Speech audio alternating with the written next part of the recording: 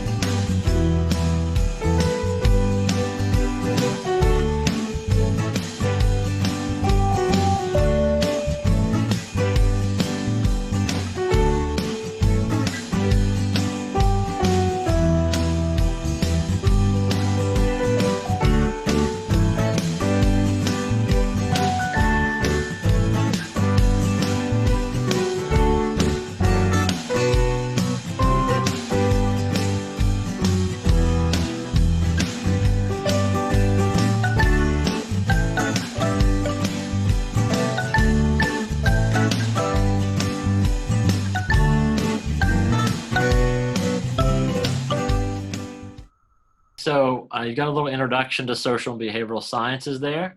I think regardless of whether you are interested in anthropology or geography or political science or psychology or sociology, that we have something for you here in social and behavioral sciences department. In general, I think one of the running themes in a lot of our programs in liberal arts is that we try to better understand that human experience and our place within it.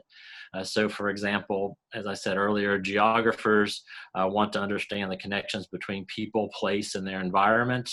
One of the things that you would gain from social and behavioral sciences is being able to understand both qualitative and quantitative data, and that's something that you could take with you as your career progresses.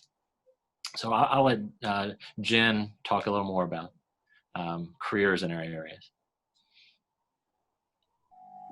So one of the things that's interesting about social and behavioral and humanities is that, quite honestly, when you come into them, it's not necessarily like you have a very set career path. So for example, if you go in and study nursing, you're studying to be a nurse, right? But what if you come in and you study literature? What do you do? Well, most people are like, well, I guess I'd be a teacher. Well, that is one career, but there's many other ones as well. And beyond just being a writer, there's many different things. You can be a lobbyist. There's so many different things from that area. And also like philosophy. You heard Andrew talk earlier about questions that philosophers pose and study and break down. But what does one do? Do they just go be a teacher? What can they do with that? The same thing in social and behavioral. I studied psychology. What do I do? Oh, I guess I'm just a therapist. Well, nope, there's many things beyond that you can do. So this next video that we're going to watch is going to kind of break down those areas that we have specific concentrations for within social and behavioral and humanities.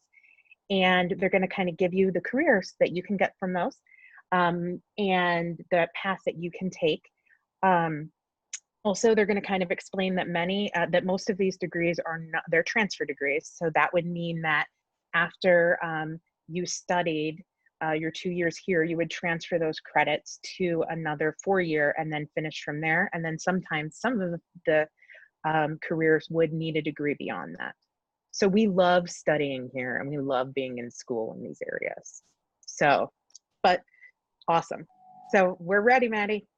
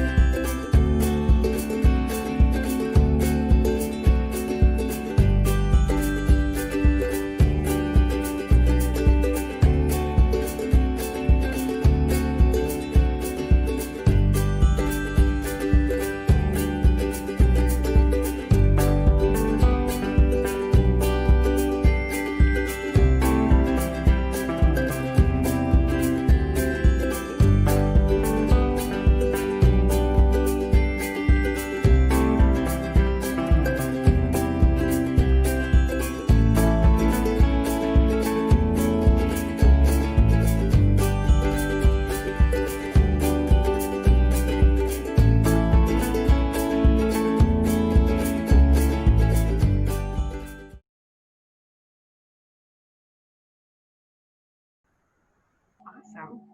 I love these videos. They're so informative and have a lot of great information in them. Now we're going to have faculty members say a few words about their areas and career possibilities, which we did saw a little bit at the beginning of our time here together today.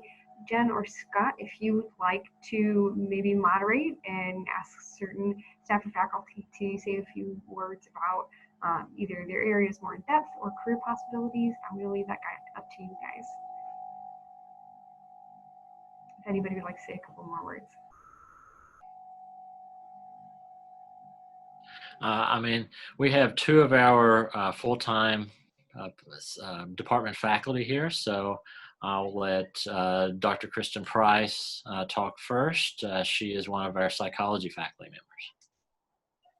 All right, so just a couple things to share. I said that I have taught almost all of our psychology courses, ranging from Psych 101, which is general psychology. So this covers everything that all of the subsequent psych courses cover. They take a whole semester to cover them. Psych 101 covers all of those things.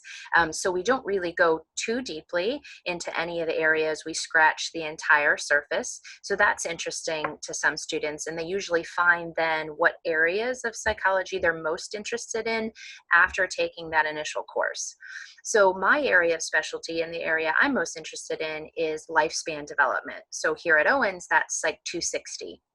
And that is really interesting for many students as well for myself.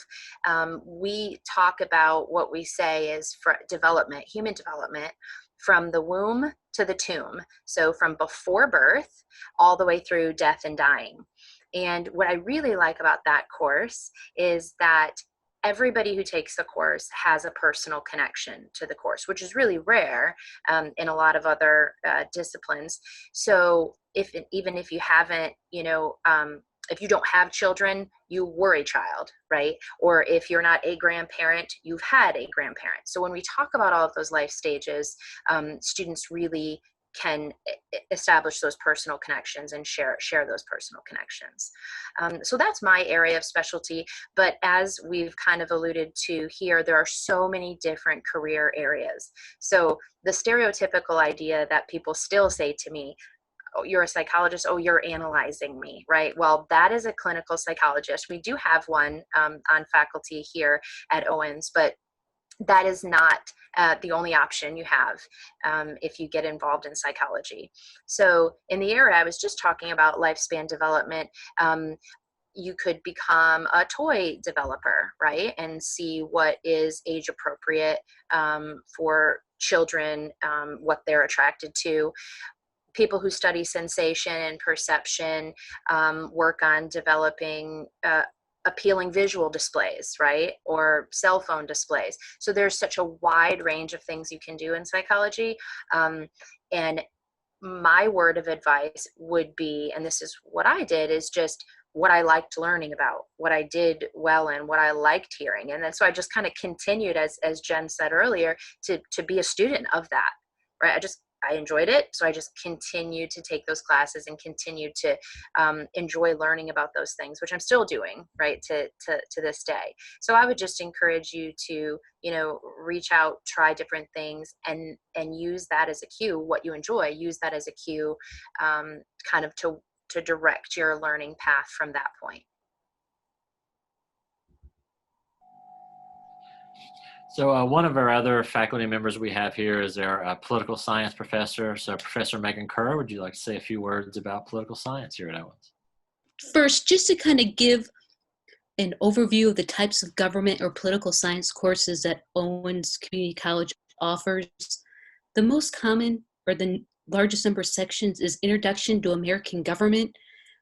I mean, we talk about a variety of topics in that class, looking at the U.S. Congress, the U.S. federal courts, the U.S. presidency, and just other types of groups and organizations and institutions that really kind of impact how the federal government works or does not work. But we also do offer classes that deal with other countries, such as Government 100, Introduction to Comparative Politics. So some of you have an interest in learning more about comparing, contrasting, if we may be looking at, let's say, the current situation with COVID-19. Some of you may be kind of intrigued. Now, don't worry, we're not going to go to epidemiology. It's not a science class. We don't necessarily study biology or chemistry, but we do kind of look at certain types of governing institutions, norms, customs of other places, other countries. And so if some of you are kind of intrigued by, why are maybe other countries have been able to have had different responses to dealing with this pandemic, that may be a possible topic that we might cover in that type of class. Now, there's also we also offer Government 207, which is Contemporary Global Issues.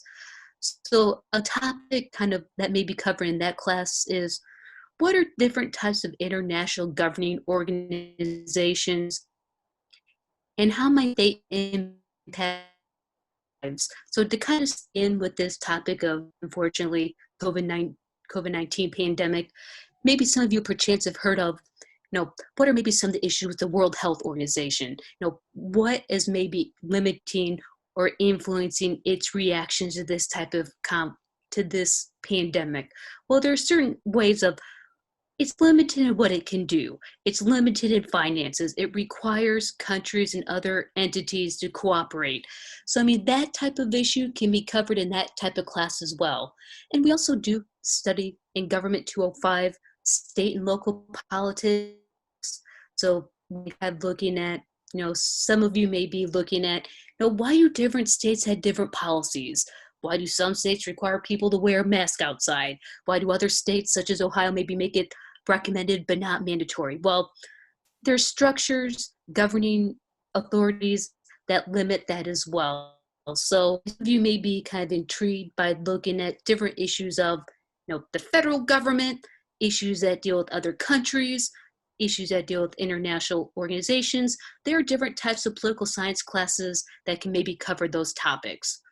And maybe some of you perchance aren't necessarily looking to go into teaching political science on a full-time basis. You don't necessarily want to run for office yourself. You don't necessarily want to work for an elected official or an appointed official.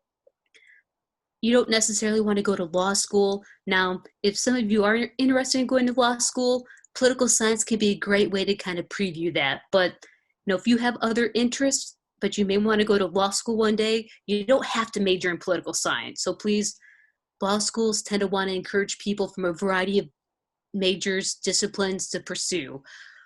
But there's a variety of other policies as well. I mean, you could work, let's say, I would want to encourage that those who maybe are looking to go into, let's say, social work, law enforcement, teaching K through 12, that having a background in different parts of political science, even if it may not be necessarily your most interesting passion, it can still be of interest, because if you even want to go teach at, say, preschool, and if you have that concern of, why is there not enough money? What are resources that we may be impacting? Well, if you have kind of a background in how the process is supposed to work or how it's not supposed to work, that could be a benefit area that doesn't necessarily deal with government. So please, I'd like to encourage some of you, even if you don't necessarily have passion, it can be a benefit to kind of learn of what are, do you want to change things? How can it be done? And what might be barriers that may limit that from happening? So please consider taking some political science classes.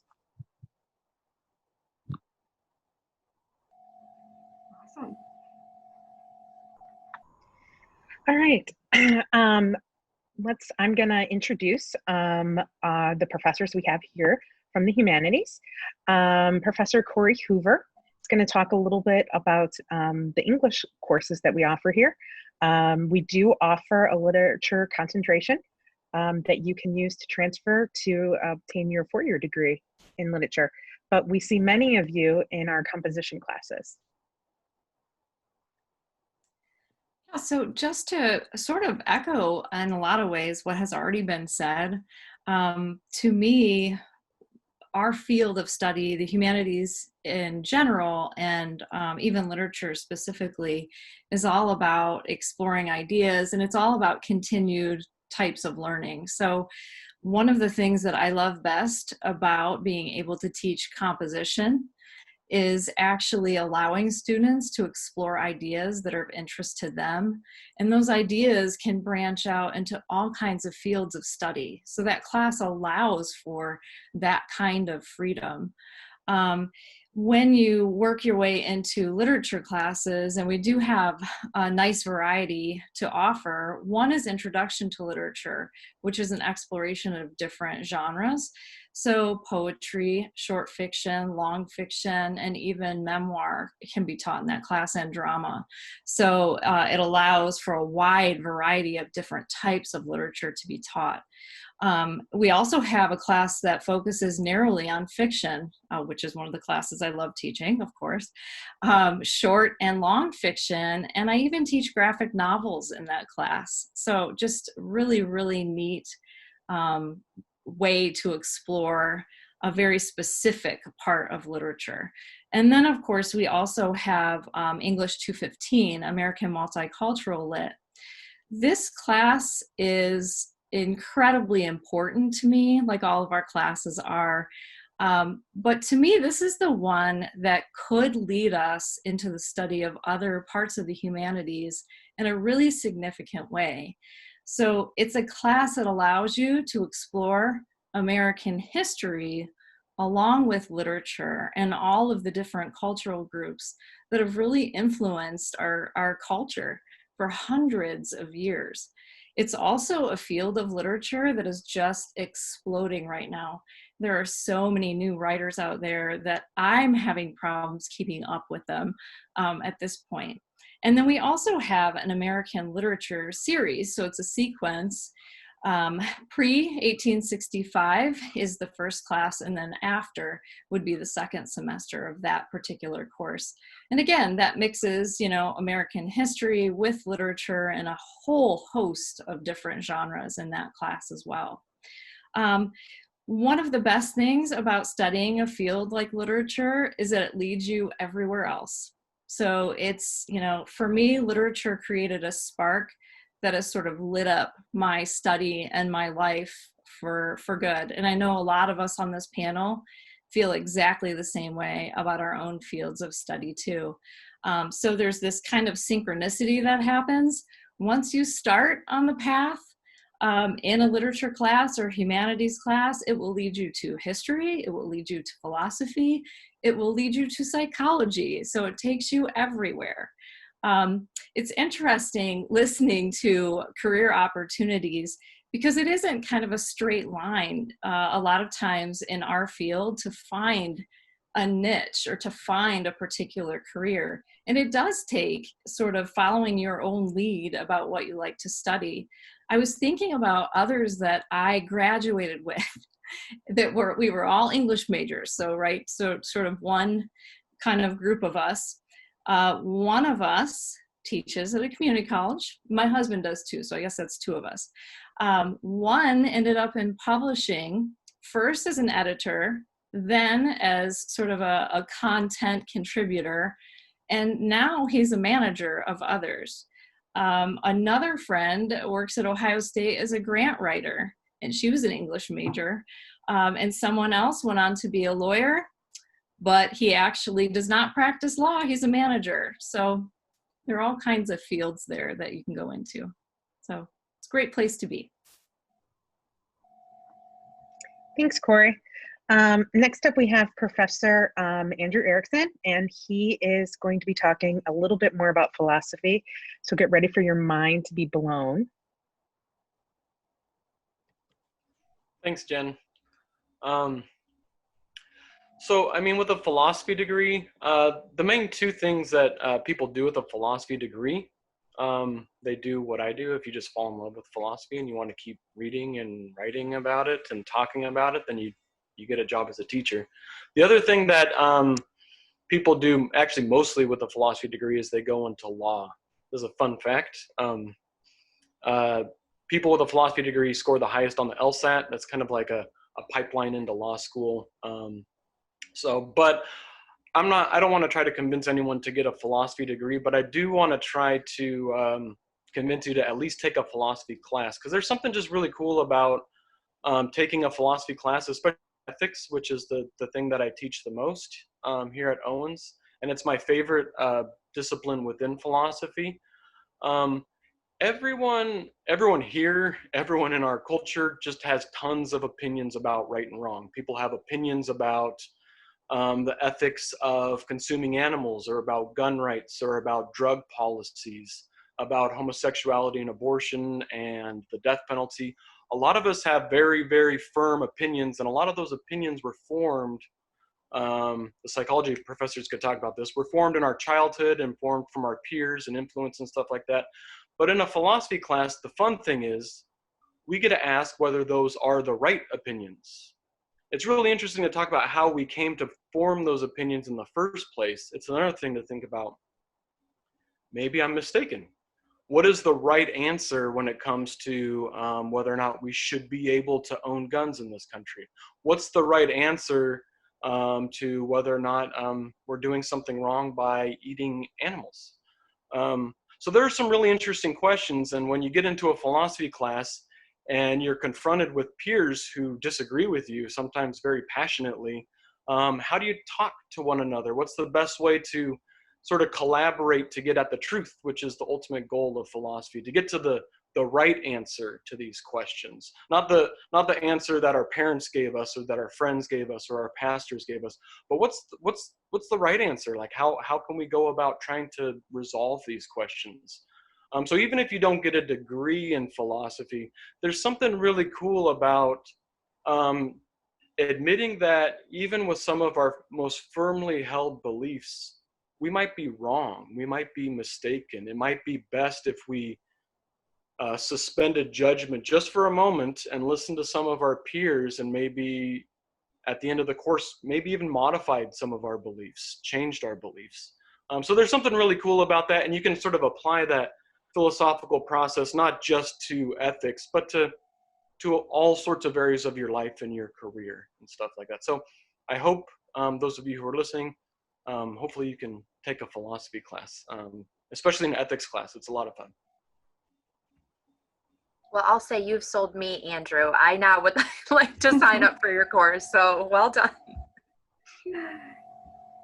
Awesome. Thank you. Me too, by the way, Andrew. I promised I would never go back to school, but you caught me. Next, I believe we're going to be hearing from one of our students, actually a testimonial from them. Is that correct, Jen? 2 students. 2 students.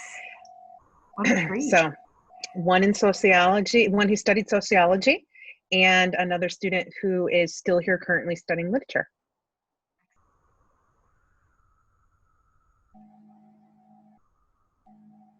Hi, welcome to Explore Owens Week. My name is Logan Buchanan, and I am a student at Owens Community College. Hello everyone, my name is Stan Kowalinsky. I am a 2018 graduate from Owens in sociology, as well as a 2020 graduate from the University of Michigan in sociology. A couple things about myself. I have 2 children. I'm married. I like to coach. I'm a baseball coach. I've also picked up for a hobby coaching basketball this past year. I've played basketball 1 year in my life.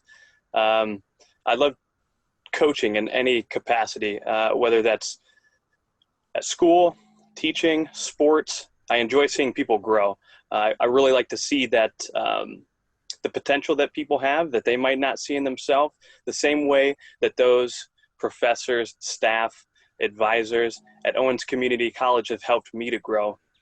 I chose Owens because it offered me an opportunity and a pathway to pursue my future goals to become a sociologist.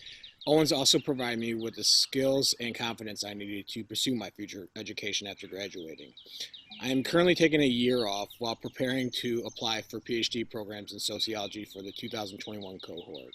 Something that I would love to take away from Owens, to keep with me and to hold on to, is the importance of the staff and all of those who helped in my success at Owens Community College, whether that was going to the Netherlands to study or going to a leadership conference in Columbus, Ohio. It was a lot of fun. There was joy that came from that. Many relationships were built at Owens Community College. And it's a beautiful thing. It's incredible. What I'm taking at Owens Community College is literature. And what I plan to do with that literature degree is to do a bachelor's in social work. Why English? Why foundation in English? English is important in everything, in every aspect of our life. How we communicate with others, how we read, write.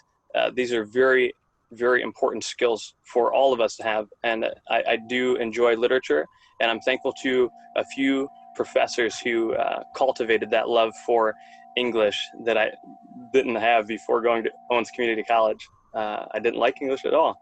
And now I love English, my favorite topic and subject. Thank you, and please choose Owens for your future educational needs. Well, I believe our time here is almost up. Before we play our ending video, Jen or Scott, do you have any last remarks?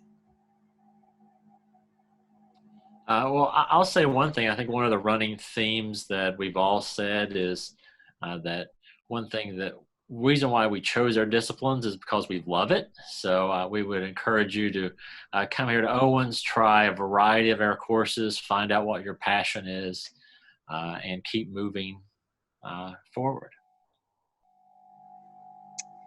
I just want to echo what Scott says is find your passion. Come try a couple different things, find out what you love. And if you think you love something, but then don't, try something else. Logan didn't mention that in his video, but Logan is a testament to try something, not like it, try it again, not like it, try it again, find your path. So, and that's what going to school is all about. Well, we have one last video for you all today.